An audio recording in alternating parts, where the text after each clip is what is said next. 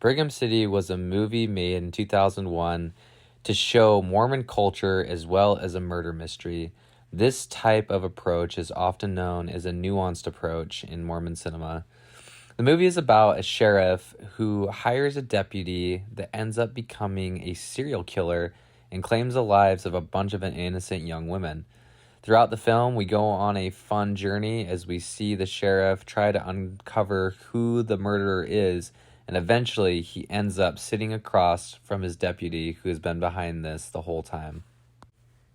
Giving a little more context, Richard Dutcher produced this movie alongside God's Army in 2000 and 2001. God's Army was a huge financial success, however, Brigham City wasn't quite as popular.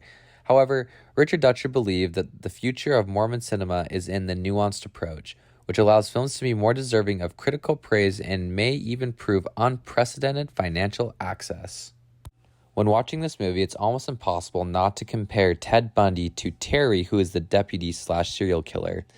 In the movie, you will notice many similarities if you know any of the history about Ted Bundy. For example, both of them are younger, middle-aged men. Both of them are not scary looking, have wavy hair, and both actually identified as police officers. Ted Bundy infamously kidnapped a lady after convincing her that he was a police officer.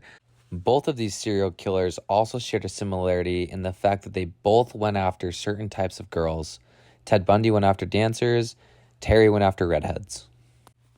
Now, whether Richard Dutcher intentionally used Ted Bundy to help develop Terry's character, we will never know, but I think with so many similarities, there's a great chance that he probably was influenced by the history of Ted Bundy.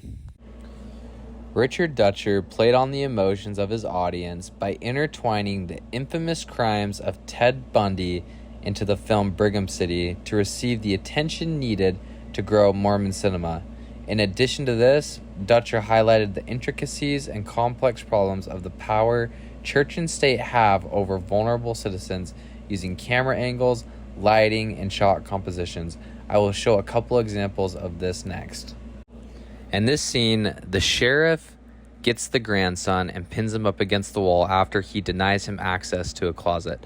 The sheriff has high suspicions about this young man because he is being very difficult to work with and will not let him in the closet. Now, when the sheriff finally gets in the closet, he finds a pornography collection, which this young man is extremely embarrassed for him to know about. And I think there's a huge problem here because he ends up telling him in the next scene that he wishes that he would have went and confessed to him, and he acts like he's talking to the bishop instead of the sheriff. I believe that if this was a real situation, that he would be more comfortable letting the sheriff see that than his actual religious leader. This next thing is very interesting, and I want to point out a few things. The first thing is if you look at the sheriff when he is just standing there, he seems to be in the middle of light and darkness, and I feel like this represents confusion. He's having a conversation with the general contractor, and the general contractor tells him how he had a bad experience with one of his employees and that he always does background checks so that he knows who is on his team. And this was a huge foreshadow to how this movie ends, and I believe that there is no coincidence that they filmed it this way, with the sheriff being in the middle of light and darkness. He is very confused, not sure what to do. He's also standing up, which shows he's in a position of power, while the general contractor is sitting down. In this last scene, we see the sacrament being issued. Watch closely as the camera points to each one of the suspects in the case. We see all of them take the sacrament except for Judy, who was just released. After we see her not take the sacrament, the camera cuts back to the sheriff and indicates that he has been watching very carefully to see who has taken the sacrament and who hasn't. The church should be a safe place for repentance and not grounds for an investigation, which I feel the sheriff was guilty of. In conclusion, you cannot have religious leaders in powers of position.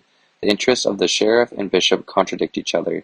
They need to be different people in order to maintain a healthy balance. I would be very reluctant to tell my bishop my sins if he was also the sheriff for obvious reasons. I feel that Richard Dutcher did a great job at illustrating this point with the movie Brigham City.